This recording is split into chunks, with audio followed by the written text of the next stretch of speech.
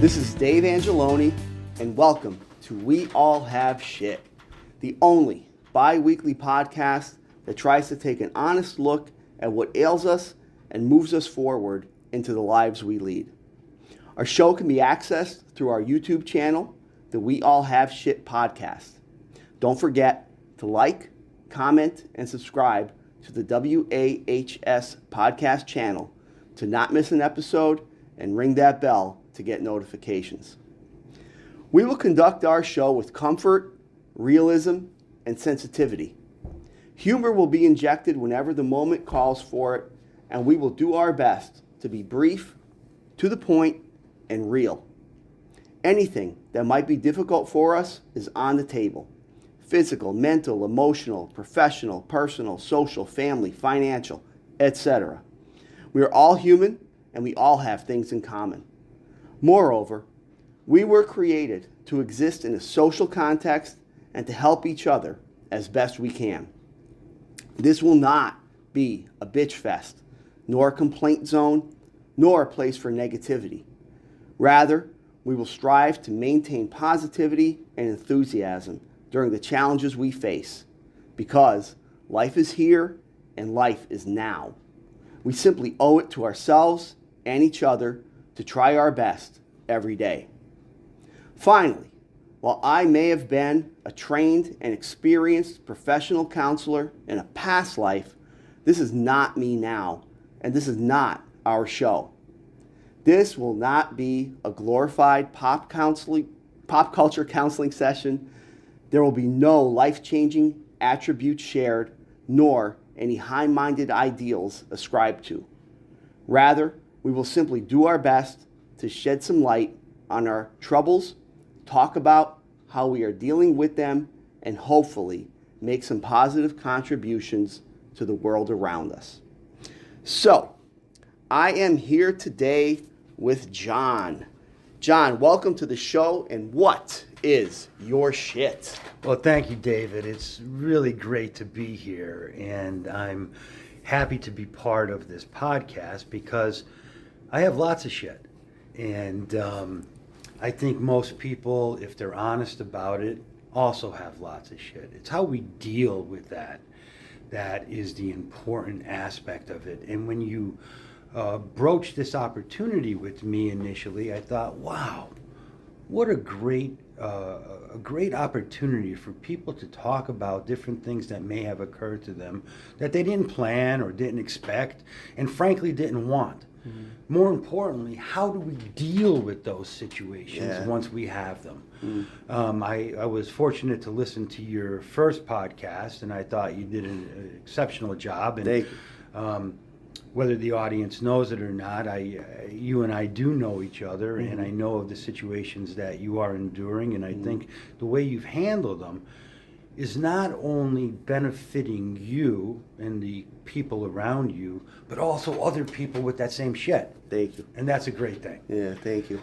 My family might not fully agree with that benefits them, but well, we'll see. That's all right. And that's okay. Well, you know, Dave, like you, I've also endured a number of health things throughout my life. Okay. And, I could categorize my shit into actual physical and mental. Okay. And I think that I've endured both over the years. Yeah. And I think as we develop a relationship with your podcast, I'm going to start with a couple things that occurred to me. Okay. But hopefully I'll be able to be called back because my story is a story of success, destruction, and redemption. Nice. And I think that. We're all looking for that light at the end of the tunnel. So life, in your experience, maybe in your mind, isn't necessarily a straight path. You know, like a straight line. Yeah. No, it's not. You know, for transparency purposes, I'm a retired hospital administrator. I ran hospitals for a number of years in healthcare facilities. And then I retired after 33 years of doing that, and decided that I was going to have I had an opportunity to be a professor at the University of Scranton. Okay. So I further teach people in that regard. So it's a great opportunity to share with people those things that do occur to us. And in my situation, a number of years ago, I was suffering from some headaches. Okay. And in so suffering, my wife had thought maybe I had some cheap wine and I had a hangover. Now this is, excuse me, sorry. Yeah. So this is when you were functioning hospital administrator. Yes. So you were doing some high level I was cognitive doing some stuff. high level Yeah. stuff. To be honest with you, I thought that maybe I had a sinus infection. Yeah. So as the CEO of a small hospital, I have a little bit more flexibility than Okay. individuals in larger facilities. So I had initiated an opportunity to get a scan of my head, Okay. just to make sure to see what was happening. Yeah. And the radiologist on that day was a friend of mine. He called me down to his office after he had read the scan, and he said, you have something in this scan that I really wasn't expecting, but I think we have to go get additional testing just to Okay. make sure. Well, long story short, Dave, I had some additional testing, and Yeah. I was diagnosed with what they call an astrocytoma. Okay. An astrocytoma was a non-cancerous tumor, however, in my brain. However, an astrocytoma has what they call like fingers on it, so it starts wrapping around things. And in my case, my astrocytoma was starting to encroach on what they call an optic chiasm in a cranial artery, which, Damn. we don't have to get into the medical terminology, yeah. but my shit was pretty serious. Yeah. So that was something. It wasn't cancerous, but it's still, like you said, it's a tumor. It's in your brain, and that's scary as hell. absolutely, I was petrified. Scary as hell. And to go home and have to talk to my wife about it at the time, because I didn't want to talk to the kids yet. Sure. And my wife is a registered nurse, so she understands the severity Okay. of the situation. And I didn't know how to deal with that. Who would? And I was an athlete, I was Yeah. successful, and Yeah. all of a sudden, what shit you have is relative, right? Because the shit that happened to me in that instance, people may hear that and say, oh, that's nothing, I had this. But Yeah. you have to remember, it's what's affecting you. Yeah. Those things that either people may say to you or what may happen to you that you really had no control over. Just happened. So I had all the testing done. I found out that it was localized to the brain, but it was growing faster than people would have liked it to. So you weren't doing anything yet in terms of medications Nothing. and stuff like that? No, I just wasn't monitoring. Just monitoring it, and actually I had to get it out, so I had to find a neurosurgeon who did in my mind, I wanted to find a neurosurgeon who did a fair amount of these because it was complex where it was located. You don't want the first day on the job kind of person, Yeah. right? But the anxiety that, I'm thinking, oh my God, what's Yeah. going to happen to me? What's going to happen to my family? What's going to happen to my existence? Okay. So I decided that, okay, I'm going to find the neurosurgeon that I'm comfortable with. And that's something that people need to do. They need to be an educated consumer. And they need to find the best possible individual that they are comfortable with for the situation that they're dealing with. So let me ask you a question, and this is a little interruption. Yeah, it's right? fine. It is probably the train of your thought now, or maybe not at all. So having functioning currently, right, when at this point in your life, when you were a hospital administrator, you're saying you have to educate yourself, right, on who the people are. Did you have people in mind from professionally, or because most people, I imagine, don't have that, so they have to kind of do their own independent research and talk to people and shit like that. That's correct. And Yeah. I was at a small enough hospital where we didn't have neurosurgery as a specialty. Sure. So I was grouped in with everybody else who needed a neurosurgeon. Oh, Sure, I man. had contacts in the industry and I could access Okay. people. But I wanted to be sure So what I did was did my research, did Okay. my homework, and it came down to two individuals. Okay. I emailed both. Okay. One responded, one didn't. Yeah. So the one that responded, I thought, well, hey, here's somebody who understands the anxiety and how Yeah. afraid that I am of death and this unknown thing happening in the prime of my life. So I went down to meet with this gentleman. Okay. Happened to be a guy, so Mm-hmm. I say gentleman. And after 10 minutes being there, I thought maybe I made the wrong decision because he said, you need to go home and write a letter to your wife and kids. Dude. I'm like, wow. Mm. Now think about this. Person at the prime of their life, doing things well, everything's going well in your life. And not to be No, go ahead. gender based, but we think we're invincible. Oh, yes. Right? You think, right. yeah, I could do it, I could handle This it. always happens to somebody else. Somebody else. It's not going to happen to me. The other guys. The other guy's going to get it.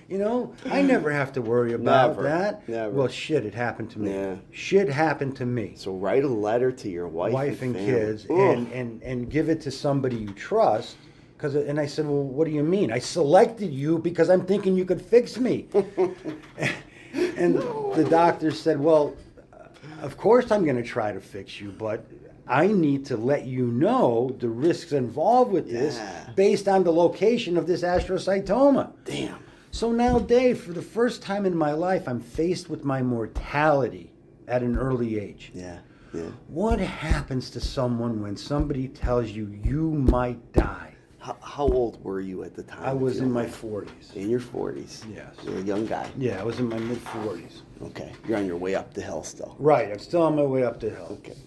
And I thought, oh my God, how am I going to handle this? Yeah. Well, the surgeon then followed up and said, John, listen to me. I'm not telling you this because I'm not a capable, obviously my track record speaks for itself. Sure.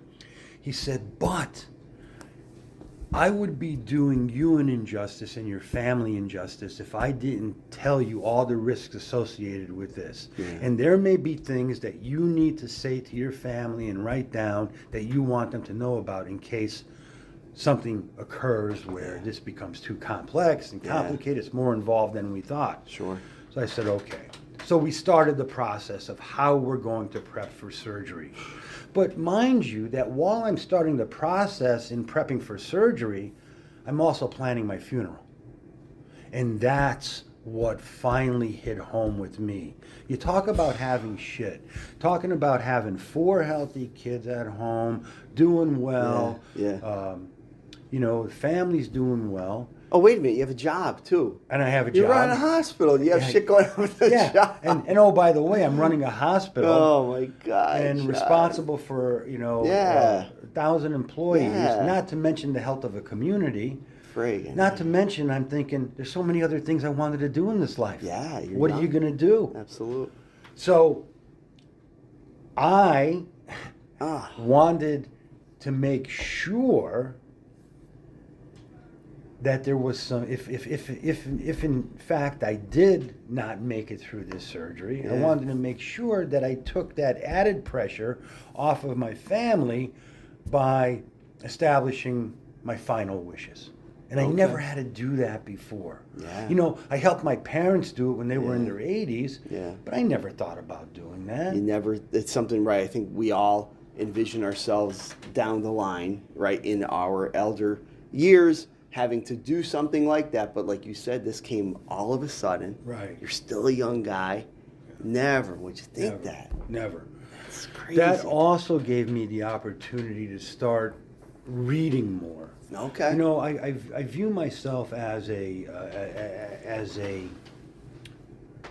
feeling, emotional person. Some Okay. people, you don't know that something may be bothering them. With me, I wear my feelings on my sleeve, Yeah. so people are going to know. Yeah.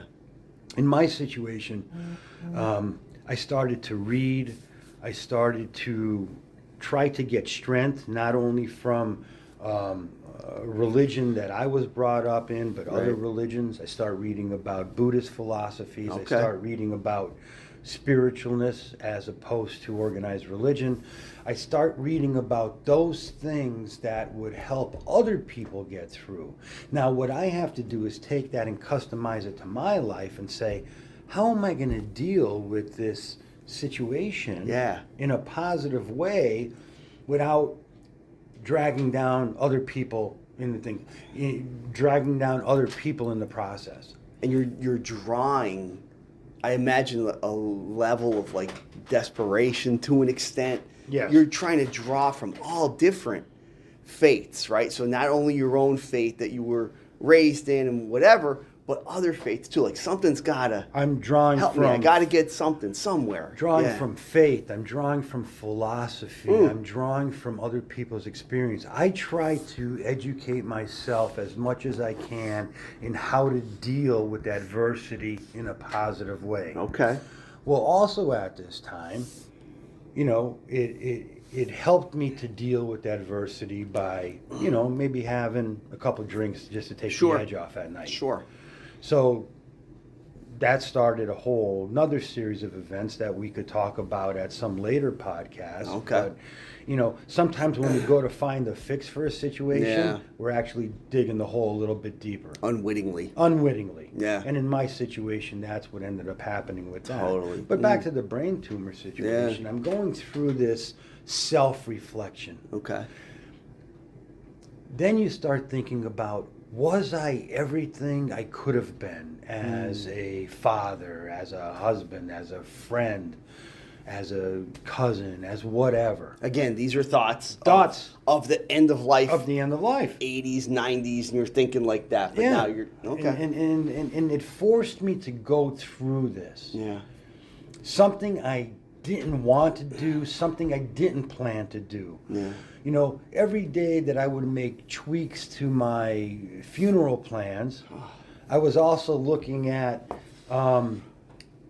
what the prognosis is for my situation and things like that. Because I had a lot of faith in this physician and this surgeon. Okay. And he said to me, he goes, I still plan on doing this very well and for you to walk off that table, but I wouldn't be doing you or the people you love justice by not saying that this is a complex operation. Okay. And it may not go as smoothly as I wanted to. You sound grateful. Yes. That he took that stance on it. Because unbeknownst to me, at the time, I'm thinking, what surgeon's going to greet you with those words? Right. And now I know why. Now you know why.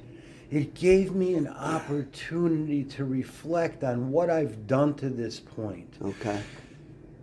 And more importantly, it gave me the opportunity to say to myself, you know what, John? If you get through this, there's going to be a few things that are going to be different.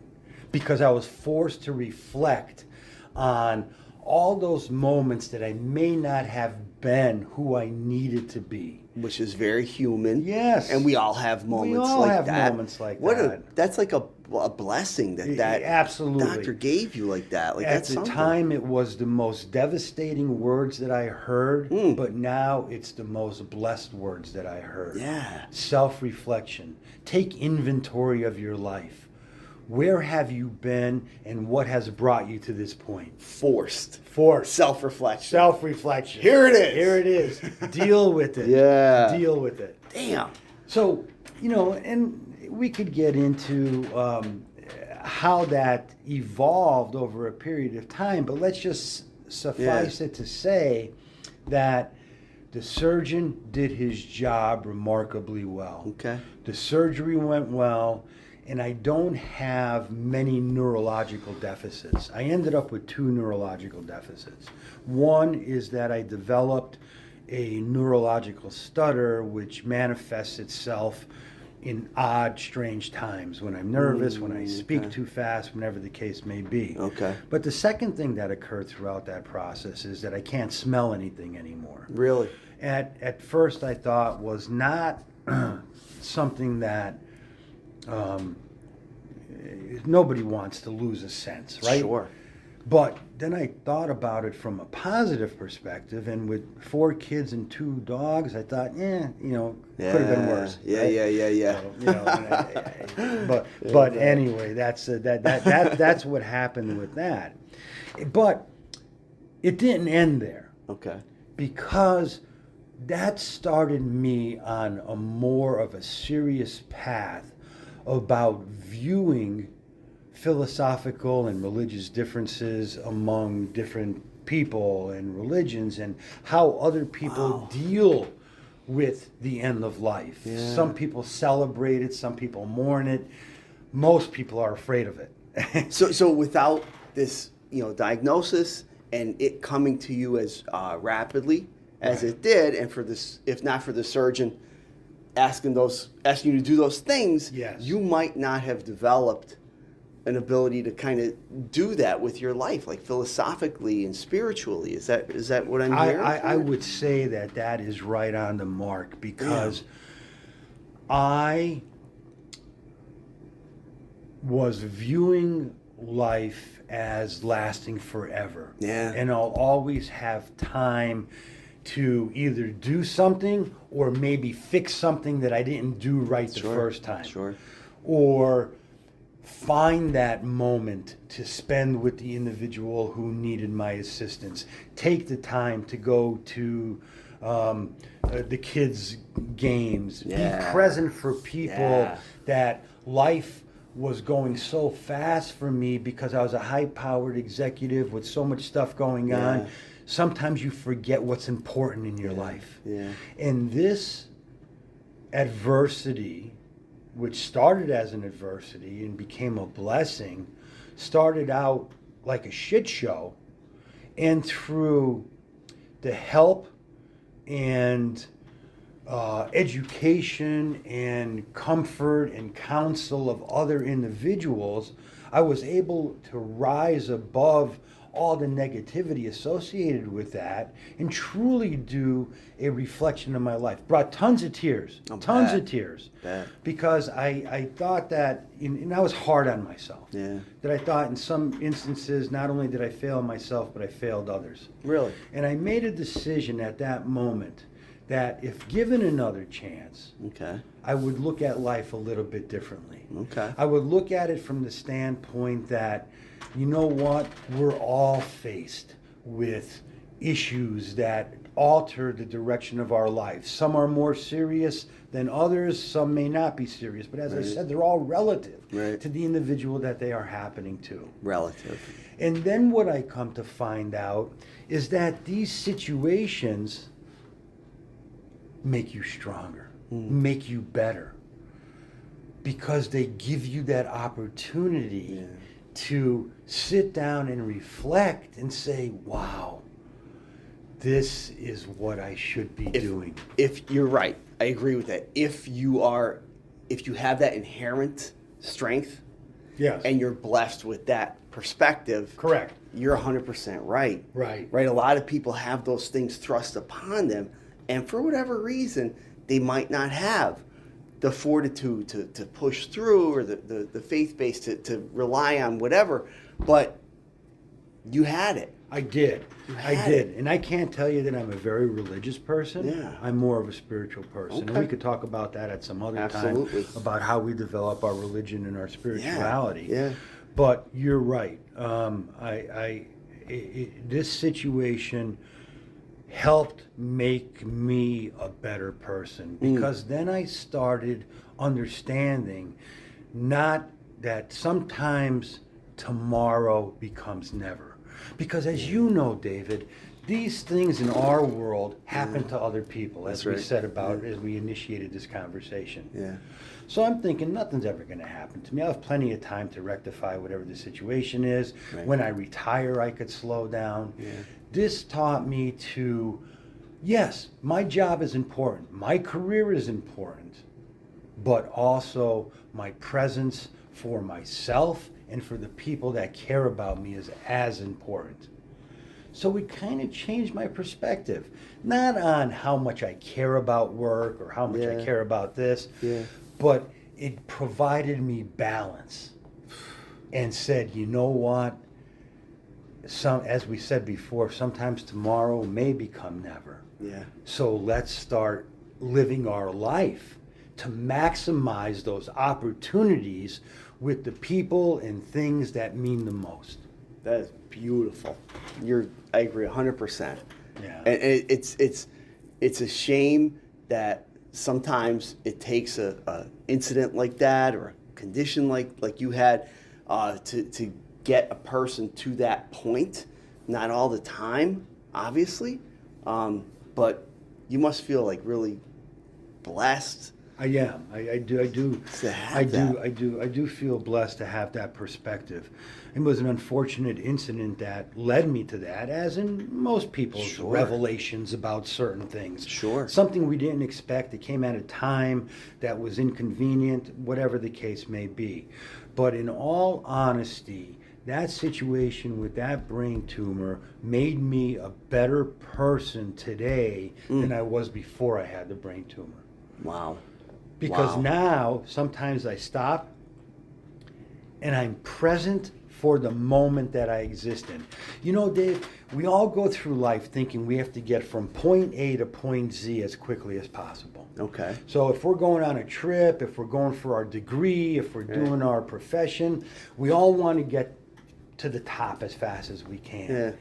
And what I realized through this process, through being able to slow down and reflect on my life up until that point, was that what I was doing was ignoring the journey and just focused on getting from point A to point B. Yeah. When in fact, most of our time is spent in the journey from getting from point A to point B. That's right. And sometimes arriving at that point is anticlimactic. Yeah. Because all the real good shit and bad shit happens during the journey phase. That's right. Life's a journey, right? So now, yes. anything I do, I try to be present. Right now, I'm here with you. I'm not thinking about what's happening after this is over. I'm thinking about my time with you. When I do the dishes, I wash the dishes like that's the only thing I have to do at that moment. When I'm cutting the grass, Love it. cutting the grass, that's what I want to be present for that moment. Love it. Because everything is a miracle. Yeah. The ability to cut that grass that grew because of air, light, and sun. It's a wonderful thing. The smell of it and everything. Well, It's- smell for people who have smell, but I don't have smell That's anymore. true.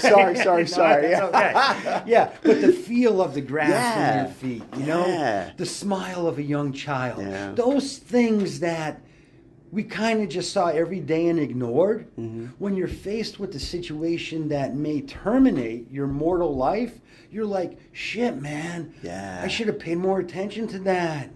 I should have spent more time watching that sunset. I should have spent an extra 10 minutes with my dad when I had the chance to do it. Yeah. I should have taken that call from a friend who may or may not have needed me at the time. But we get so busy with our own individual worlds Yeah. and our own situations. Here's a situation that was happening to me that took me out of myself instead of making me go more into myself. And in the long run, that was a changing point to turn my shit into something positive. beautiful. Beautiful. That's fantastic. Thank you. Fantastic. Yeah. Okay. So John, I have to say this. Thank you. Of First course. of all. Yeah. So we're at the point where we're going to try to wrap up the show here a bit. Yeah. As our guest, John, Yes. you have an opportunity to give us a closing thought for the day. Anything that comes out. Now, I could take your whole interview and chop it up and use any one of those sentences that came out of your mouth Right, over the last right. 20 minutes or so and use that as a closing thought. But considering what we talked about today, does anything come to mind, maybe? Yeah, it really does. And every day when I wake up in the morning, I do a quick reflection. And every night before I go to bed, I go through a list of how my day went. And if I offended anybody in some way, I want to rectify that. But Okay. what I normally like to think every day, I said, John, today is a new day. Do not miss an opportunity to make a difference in somebody's life. And the reason I leave you with that quote, David, is Yeah. because I found that rather than going internal and removing myself from society when I'm suffering through things like that, it was better for me to go outside of myself and try to help others. Because in helping others, I was helping myself. And that was the beauty of that transition. Because I said to myself, no, it's not that I never help people. I've always liked to help people because that's just a personality I have. But I also think it's the right thing to do. And what I found is that by not neglecting my needs, but by fulfilling my needs and doing what I had to do to take care of myself, I also found strength in making a difference in the lives of somebody else. Wow. And that has become so powerful in my house that I tell my children that before they went to school every day. Today is a new day. Never miss an opportunity to make a difference in somebody's life. It may be the little girl who needs 50 cents for milk at the lunch counter. It may be the older woman that needs help across the street. It doesn't have to be something extravagant or magnanimous. Just an act of kindness to make a difference in somebody's life. And that's important to me. Today is a new day. Today's a new day. Don't miss an opportunity. Don't miss an opportunity to make a difference in somebody's life. Beautiful. Thank you, Dave. Beautiful. So thank you all for spending some time with us. And thank you to John for being here, of course. And to everybody for listening to We All Have Shit. Remember that even though we will always have some kind of shit in our lives, the best we can do is to stay positive, have faith, and help where we can. So until next time, onward.